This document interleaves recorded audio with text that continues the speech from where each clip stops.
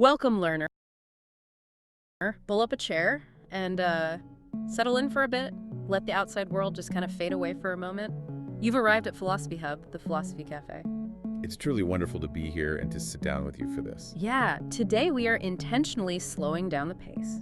We're taking a profound, really reflective, deep dive into a crisis that, honestly, I think defines our modern era, the crisis of meaning. It absolutely does. We've gathered this huge, fascinating stack of behavioral science and cultural psychology notes for this one. We're drawing pretty heavily on the empirical insights of researchers like Stephen Hine and his recent work, Making Sense. Right, and the related literature surrounding that. Exactly. And our mission here isn't to chase some magical, abstract, philosophical truth hidden up in the clouds somewhere.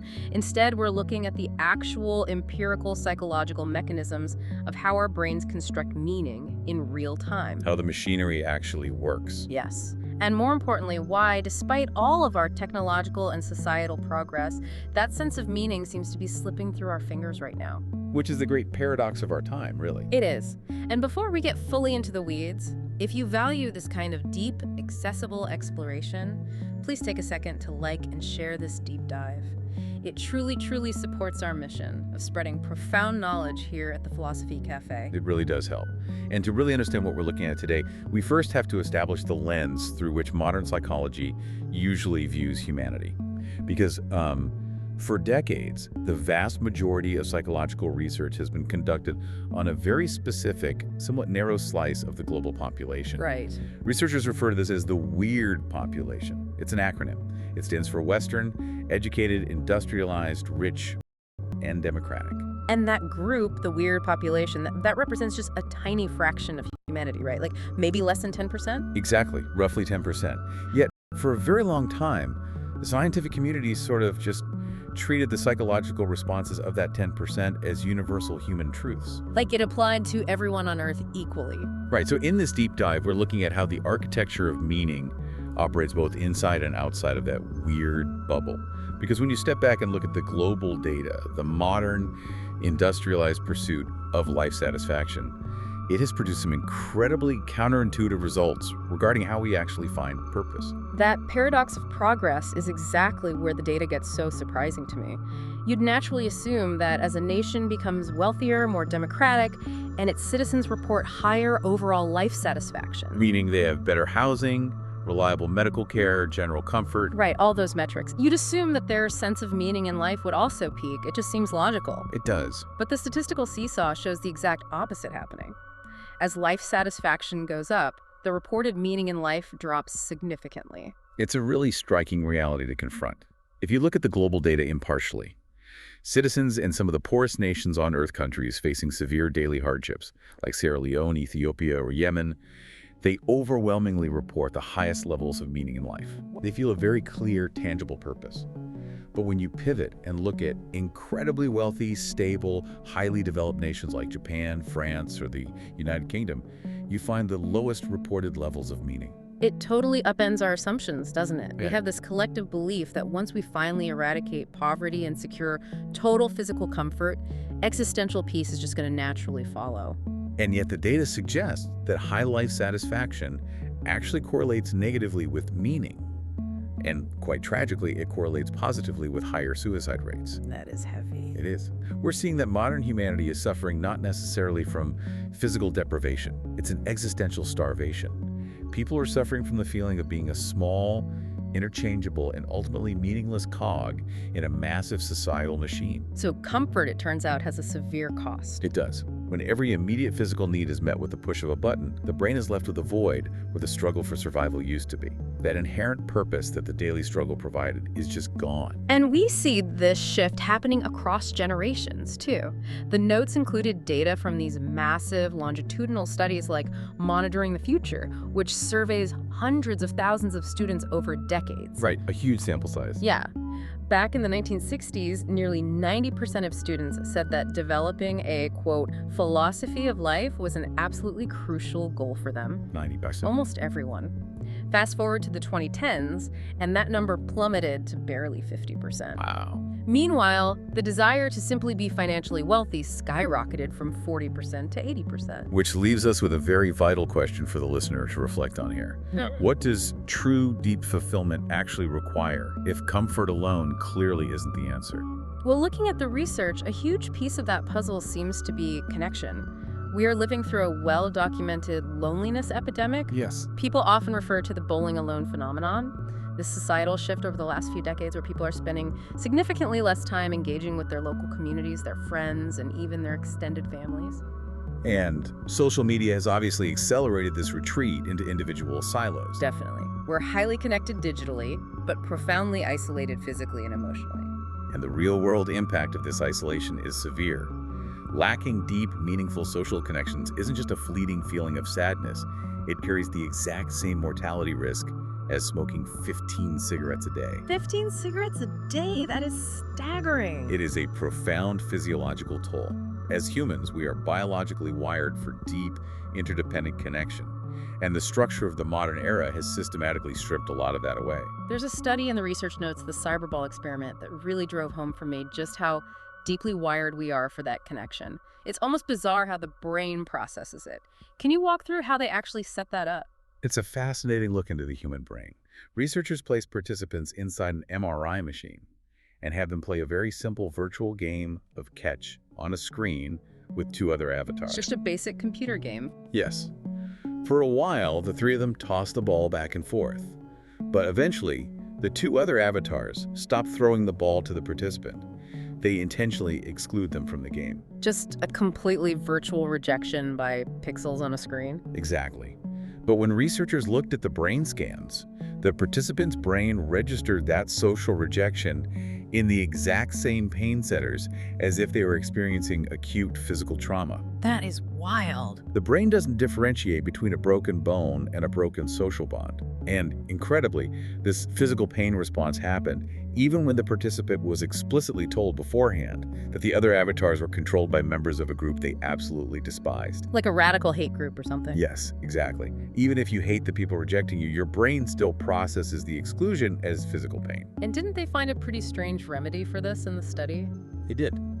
Because the emotional pain of social rejection utilizes the same neural pathways as physical pain, researchers found that giving participants a standard dose of Tylenol paracetamol actually reduced the emotional distress of being excluded. Over-the-counter painkillers cured the social rejection. The medication dulled the anterior insula, the brain's pain centers, providing actual relief from the social rejection. It beautifully illustrates the biological imperative of belonging, meaning isn't something we just discover by sitting alone in a dark room thinking really hard. No, not at all. We construct meaning by sharing experiences, through storytelling, by finding common ground with other humans. When we're rejected or when we isolate ourselves, that meaning-making mechanism just shatters. Precisely. Social connection acts as the horizontal web that holds our sense of meaning together in the present moment. But there is also a vertical thread that is just as crucial. Right. It's a timeline of who we are across our lifespan. The concept of self-continuity. This is such a cool thought experiment to pose to you, the listener.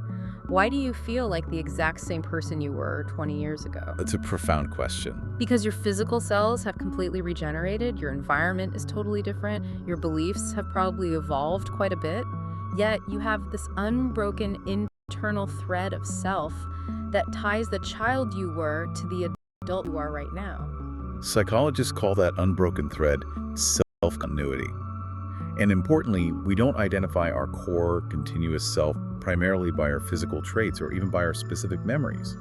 We identify our core self by our moral character. Interesting. If someone suffers a traumatic brain injury and loses their memory, their loved ones still generally feel they are the same person. Okay. But if their fundamental morality drastically shifts, if a deeply kind, generous person suddenly becomes cruel and deceptive, we instinctively feel that they've become a different person entirely. So our moral framework is essentially the anchor for our identity. Yes. And the research highlights just how devastating it is when that thread of continuity gets severed. It is literally a matter of life and death. How so? We see a clear, heartbreaking example of this when looking at the data surrounding the First Nations, the indigenous peoples of Canada. In some of these communities, suicide rates are astronomical, sometimes 40 to 50 times the national average. 40 to 50 times? Yes. And when researchers looked at the root of this profound despair, they found it tied directly to the violent severing of their cultural and historical continuity. Their ancestral lands, their language, their traditional governance, the narrative threads connecting their past to their future were systematically stripped away. A thread was cut, but the data also showed a path forward, right? Yes, it did. When these specific communities successfully fight to preserve their language, rebuild their cultural traditions, and establish self-governance, they restore that temporal thread from their ancestors to their children. They heal the timeline. Exactly. And when that cultural continuity is repaired, their suicide rates drop right back down to average national levels. To show just how vital that narrative timeline is, there's a really dark historical example in the notes that stuck with me.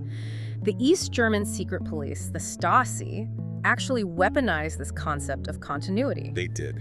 They used a psychological tactic called Zersetzung, which translates to decomposition.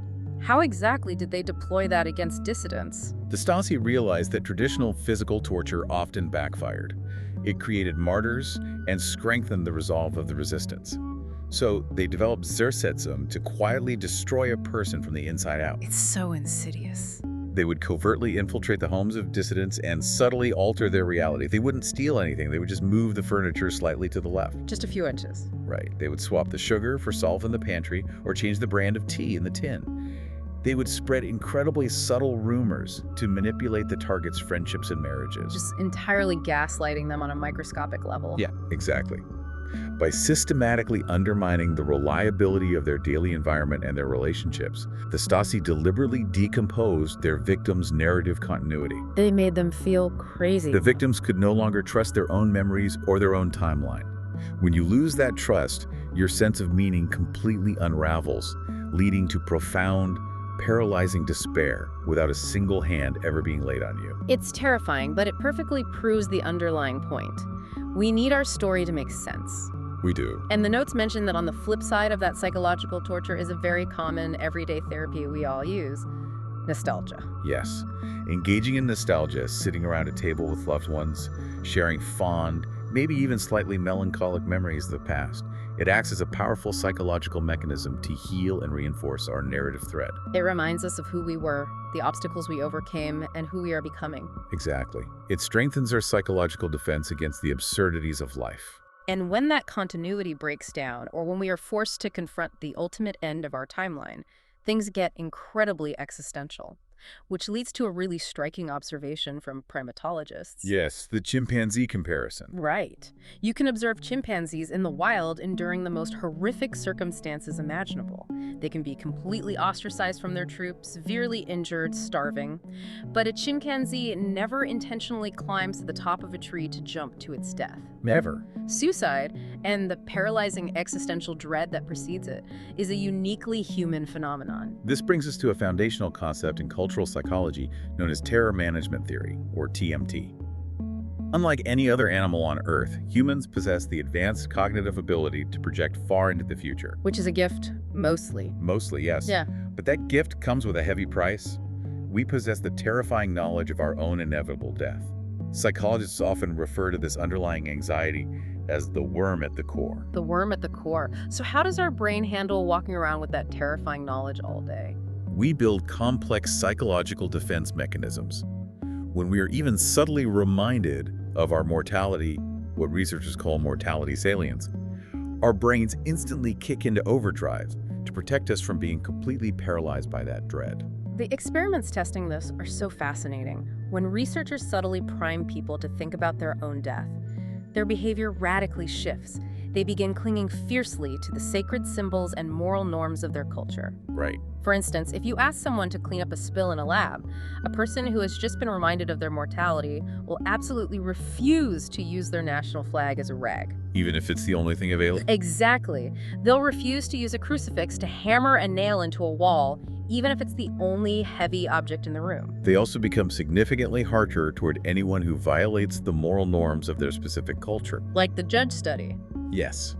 In one study, municipal judges were given a questionnaire that subtly reminded them of their own death.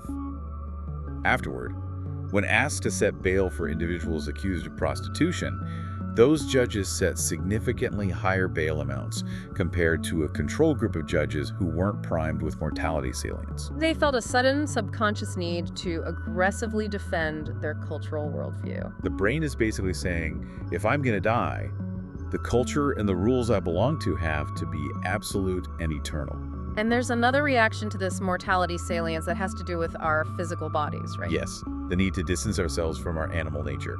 We are biological organisms, obviously, but acknowledging our biology reminds us that we are made of flesh, and flesh eventually decays. Right, it's a reminder of the worm at the core. Exactly.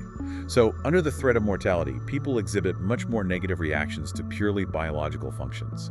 They become uncomfortable with things like breastfeeding or menstruation. They distance themselves from the idea of purely physical sexual attraction. Vastly preferring to elevate the concept of human romance and enduring love. They lean into things that proved were sophisticated. The notes mention people suddenly desiring cultural markers, like getting tattoos or even tanning, things that modify the natural animal body into a cultural artifact. It's the brain's attempt to prove that we are sophisticated cultural beings, not merely biological organisms waiting to expire. And we have to be impartial here and note that whether someone reacts by clinging to traditional conservative symbols or leaning heavily into progressive individualism, the underlying psychological machinery is the exact same. Both are just defense mechanisms. The brain is desperately trying to build a fortress of meaning against the terror of the void, attempting to achieve a kind of symbolic immortality. If our brains are working that hard behind the scenes to fend off the void, it makes total sense that we actively construct meaning out of almost anything. The brain is literally a meaning-making machine. It absolutely is. There's a great example in the notes where researchers show people a black heart's playing card. A black heart shouldn't exist. It breaks our mental models. But instead of just shrugging it off, people's brains work overtime to categorize it and make it make sense. We see this in social dynamics too, like grueling, hazing rituals to join a fraternity or a secret society. You'd think people would experience that pointless suffering and just walk away. But the opposite happens. When faced with an absurd or painful situation, the brain actually works harder to invent a profound meaning to justify the struggle. If you suffer for something, your brain insists it must be incredibly important. Which radically increases your loyalty to that group. Exactly. So how do we harness this meaning-making machinery in our daily lives without relying on hazing or existential panic? That is the practical question. We have to look at where we spend the vast majority of our waking hours. Our work. A profound lack of meaning in the modern world often stems directly from our relationship with our labor. Psychologists generally differentiate between three distinct orientations toward work. First, there is a job, which is viewed purely as a transactional necessity for a financial paycheck. You just clock in and clock out. Right. Then there is a career, which is driven by a desire for personal growth, prestige, and upward advancement. And finally, there is a calling, where the daily work is viewed as a vital contribution to the greater good of humanity or a higher purpose. If someone listening to this is wondering how to transform their daily grind into something that feels more like a calling, the researchers outline a really practical framework called SPIRE, S-P-I-R-E. Let's talk through these letters because I think they offer a great roadmap for you. It's a very useful framework. The S stands for strengths. Right. Are you actually leveraging your unique personal strengths in your daily tasks? This isn't just about being competent at a spreadsheet. It's about utilizing the skills that naturally energize you. And the P is personalization. Personalization is about shaping your environment or your workflow so that it authentically reflects your core values. It's making the role your own rather than just wearing a uniform, metaphorically speaking. The I is integration. This one feels especially relevant with the whole work-from-home shift we've seen. Integration is the opposite of the strict work-life balance partition. It means allowing the positive energy, the fulfillment, and the skills from your work to naturally spill over and nourish your personal life, and vice versa. Then we have R for resonance. Resonance is the social component. Does your work inspire or positively affect the people immediately around you? Are you creating a ripple effect in your immediate network? And finally, E for expansion. Expansion is the macro view. It's the feeling that your daily tasks, no matter how small or seemingly mundane, ultimately ripple out to benefit society at large. When you look at all those elements of SPIRE together, it seems to point to one deeply human psychological need. The notes refer to it as mattering. Mattering is a beautifully simple but profound metric. It really comes down to asking yourself this question. If you were gone tomorrow, who would feel the void? And I don't mean that just in a functional who would cover my shift sense. I mean it in an emotional and structural sense. When we feel that we truly matter, that our presence alters the fabric of our community and our absence would tear it, we become deeply anchored in meaning. I love that. But I can also imagine someone listening to this and thinking, look, I don't have a grand calling. My life hasn't always been traditionally happy or perfectly stable, and I'm not saving the world. Which is incredibly common. Well, the research offers a really fascinating third path. Beyond the pursuit of a purely happy life of comfort or a purely meaningful life of service, researchers propose the concept of a psychologically rich life. Can we expand on what that actually looks like in practice? It's a brilliant paradigm shift. A happy life is generally characterized by comfort, stability, and positive emotions. A meaningful life is characterized by purpose, coherence, and service to others. But a psychologically rich life is characterized by seeking out diverse, novel, and sometimes highly difficult or complex experiences. So it's not about avoiding friction. Exactly the opposite. It is the willingness to navigate the unknown. It's the person who decides to study abroad in a place where they don't speak the language. It's reading obscure, challenging books that completely shift your perspective. Or engaging with art that makes you uncomfortable. Yes. Or enduring a significant personal hardship and actively extracting wisdom from it rather than just surviving it. It's prioritizing texture over comfort. Precisely. The goal of a psychologically rich life isn't necessarily to feel constantly at ease or even to feel like a saint who sacrificed everything for others.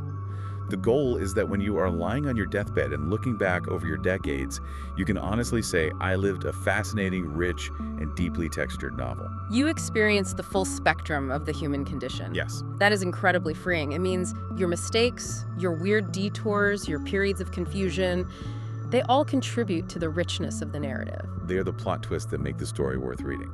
So as we look to close the doors of the Philosophy Cafe for today, what does all of this data really tell us? It tells us that meaning isn't some pre-packaged philosophical treasure buried in the earth, just waiting for you to stumble upon it. It certainly isn't. It is an active, ongoing, daily psychological construction. We build it block by block. We build it through our social connections, the stories we share around a table, the cultural continuity we fight to preserve, and the quiet, daily assurance that our presence matters to the people around us. It requires deep engagement with the world, not a retreat from it. Exactly. Thank you so much for pulling up a chair and spending your time with us today. It is always a privilege to share this space with you, the learner. If this conversation sparked something for you, please remember to like, share, and help us continue to grow this incredible community of deep thinkers. And before we part ways, I want to leave you with a final provocative thought to ponder in the days ahead. We have built a modern world completely obsessed with eliminating all discomfort, all boredom, and all physical pain from our daily lives. But in our relentless pursuit of an absolutely frictionless existence, have we accidentally paved over the very struggles, the very absurdities, and the very narrative challenges that our brains actually require to manufacture a meaningful existence? Until next time, keep questioning.